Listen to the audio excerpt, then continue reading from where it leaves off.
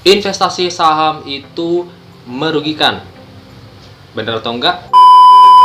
Oke, balik lagi bersama gua Revo Gilang di channel Revo Gilang. Di sini gua pengen ngebahas terkait investasi saham itu sendiri ya. Jadi banyak yang ngomong, ada yang bilang menguntungkan, ada yang bilang merugikan, ada yang baru masuk beberapa bulan atau baru setahun 2 tahun udah bilang oh saham itu merugikan, oh itu menguntungkan. Nah, di sini gue pengen coba meluruskan gimana sih terkait kinerja saham itu sendiri, baik dari segi indeks IHSG maupun dari contoh beberapa saham yang akan nanti gue coba berikan contoh di video kali ini. Tapi sebelumnya, introin.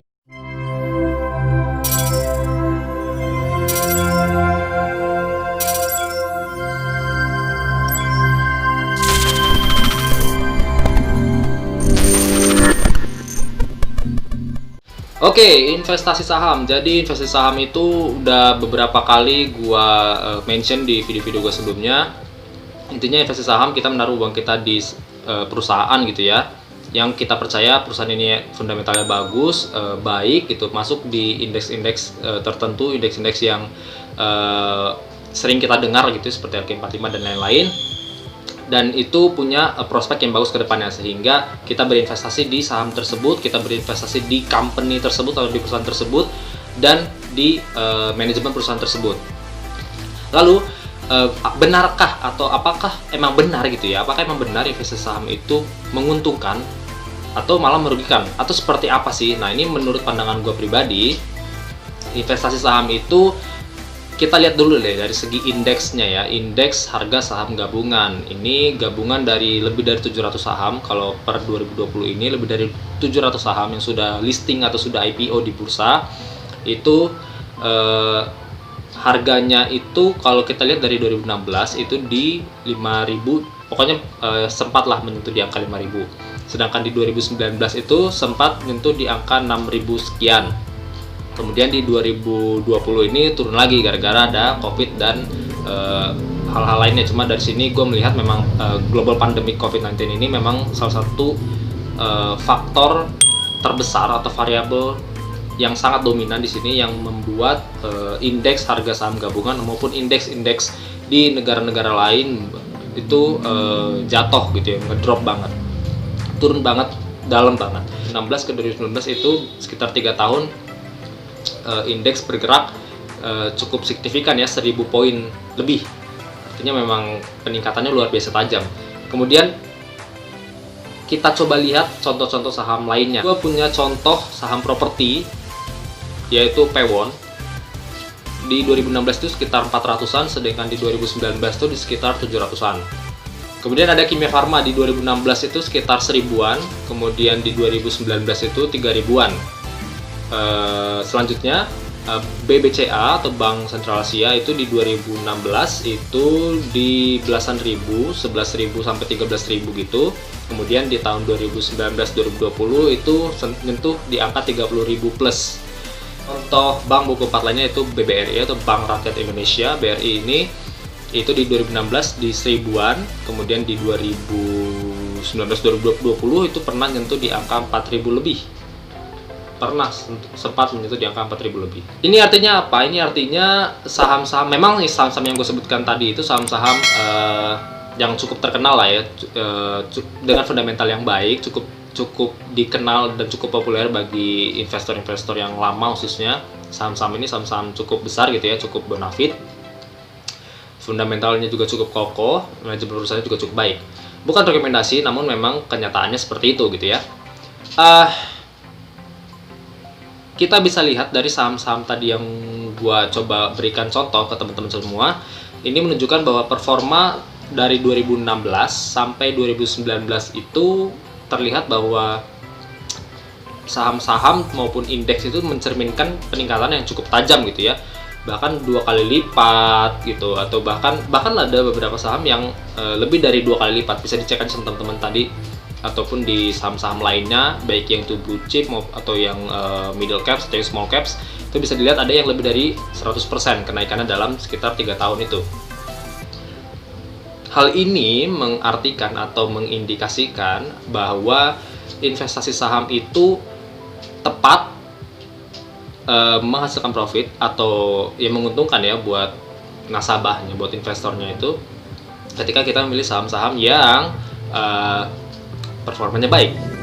Namun ada juga saham yang memang dari 2016 sampai 2020 ini penurunannya cukup drastis, turun terus. Jadi downtrendnya parah. Support tembus, ada support ditembus terus. Itu ada saham. Nanti gua kasih di sini, itu saham Bumi namanya. Nanti coba teman-teman lihat ya, dari sekitar 3 tahun 4 tahun itu saham ini mengalami penurunan yang sangat tajam, sangat drastis sekali. Jadi pada dasarnya investasi saham ini bisa menguntungkan. Caranya seperti apa? Ketika kita memilih suatu perusahaan yang fundamentalnya baik, yang memang punya core bisnis yang punya prospek yang kedepannya sangat baik, dan juga ditambah lagi dengan harganya yang under value. Teman-teman bisa pakai metode apapun lah untuk melihat itu, bisa dari PBV-nya atau melihat dari metode DCF ataupun apapun itulah metodenya. Yang penting teman-teman bisa melihat bahwa ini harganya di bawah harga buku atau harga pada umumnya, harga yang biasanya gitu, berarti sudah tergolong murah. Teman-teman masuk dengan meyakinkan bahwa perusahaan ini memang perusahaan yang dapat bertumbuh, manajemennya baik gitu. Sebisa mungkin jangan sampai ada kasus-kasus atau news negatif yang ada dalam perusahaan-perusahaan ini, misalkan kayak korupsi, ya nilai uang gitu, pokoknya hal-hal negatif itu jangan sampai ada. Kalau bisa sih kita terus pantau aja perusahaan-perusahaan yang kita investkan uang kita di sana. Itu poin pentingnya. Jadi investasi saham itu bisa untung bisa rugi, tapi pada dasarnya tergantung orang ini masukin uangnya atau injek uangnya ini ke saham apa dulu. Kalau ke saham yang memang prospeknya bagus ke depannya, fundamentalnya bagus, ya menguntungkan. Berbeda halnya dengan orang yang menginjek atau masukkan uangnya ke saham-saham atau perusahaan yang bobrok gitu, perusahaan-perusahaan yang tidak baik gitu secara manajemennya dan lain-lainnya, ya bakal rugi juga gitu. Jadi itu aja sebenarnya yang pengen gue bahas. Investasi saham itu bisa menguntungkan, bisa merugikan, balik lagi kepada perusahaannya.